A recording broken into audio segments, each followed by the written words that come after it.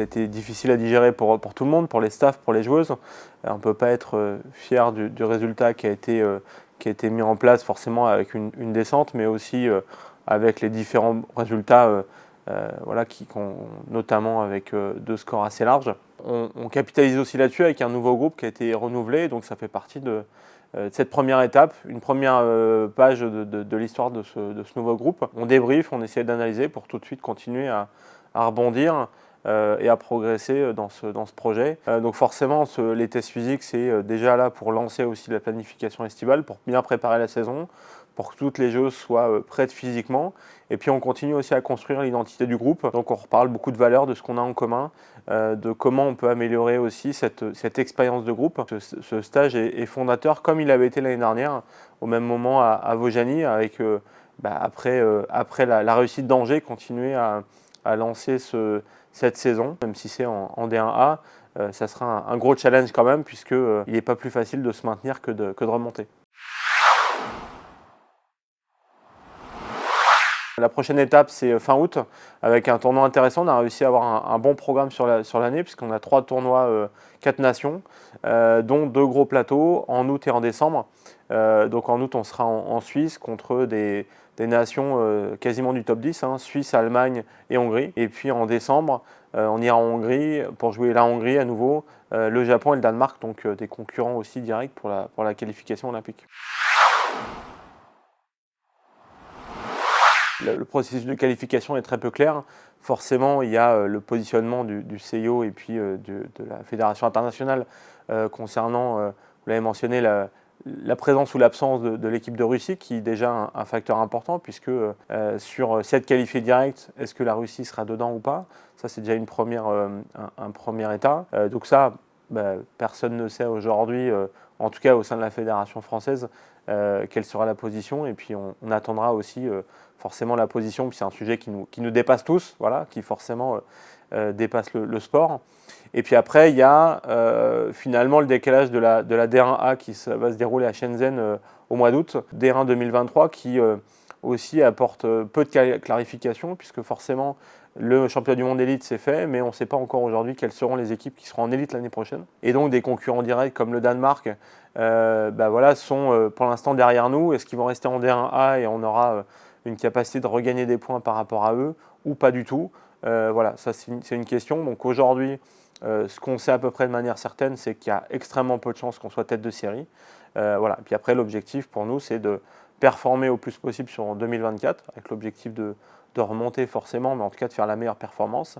Et puis on verra aussi les conséquences sur le parcours de qualification. On rencontrera en tête de série des nations qu'on connaît déjà, hein. Ça peut être la Suède, ça peut être la Hongrie, ça peut être l'Allemagne, ça peut être le Danemark. Voilà. Donc c'est des nations qu'on connaît déjà, et dans tous les cas, ça sera un dur combat. Le projet surprend un peu de hauteur, c'est véritablement d'accompagner les athlètes pour qu'elles aient le meilleur contexte possible au regard de leurs orientations personnelles, professionnelles, scolaires, ou de volonté aussi d'aller dans un pays ou un autre. Forcément, dans les ligues européennes, il y a la Suède, la Suisse qui est en train extrêmement de se structurer aussi, hein, puisque les clubs suisses sont affiliés maintenant au club professionnel masculin. Donc je pense avec une grande capacité de transformation d'ici quelques années pour le championnat suisse. La Finlande qui est en train de monter aussi.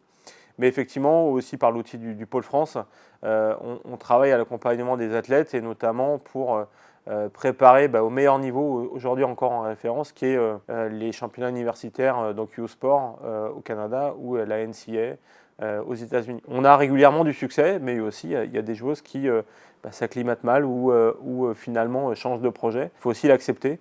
Voilà, donc notre rôle, c'est d'accompagner au mieux et que le contexte soit le plus favorable possible pour le développement de l'athlète, puis de la personne aussi, puisque forcément, changer de pays, changer de culture, changer de langue peut être parfois difficile dans l'acclimatation.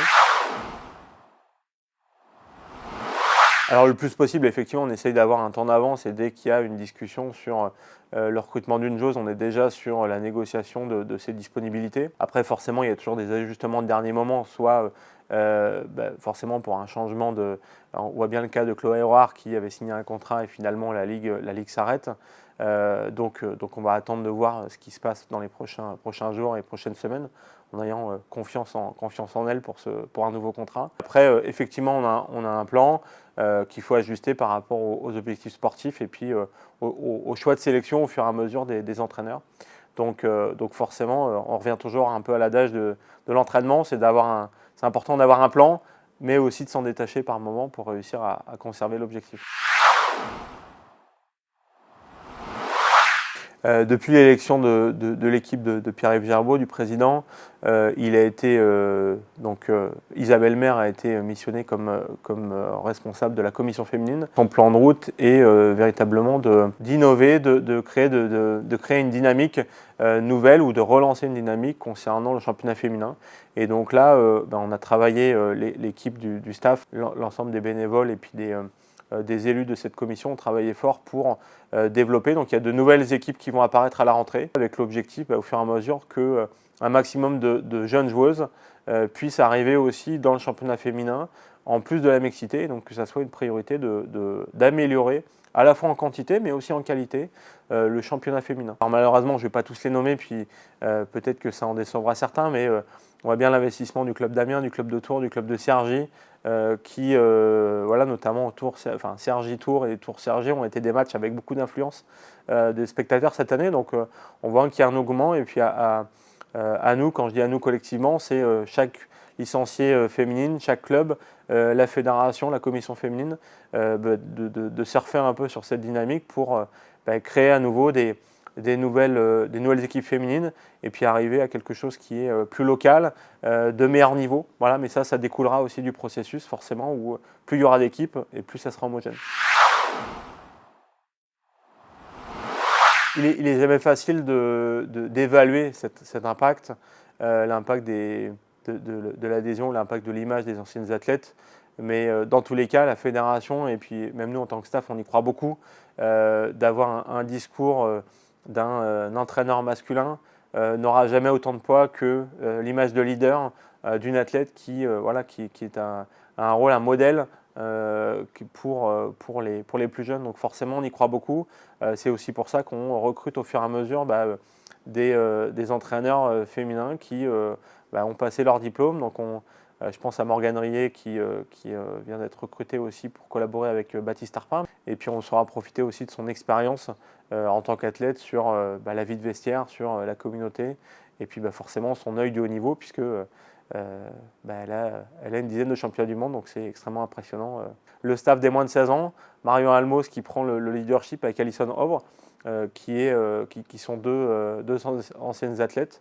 Et donc j'espère dans l'avenir recruter aussi d'autres athlètes, d'autres anciennes athlètes qui vont redonner aussi au projet. Et je pense que ça c'est très important pour conserver cet ADN du projet qui, je l'ai dit plusieurs fois, mais nous dépasse tous et donc forcément redonne à la communauté. Donc ça c'est très plaisant.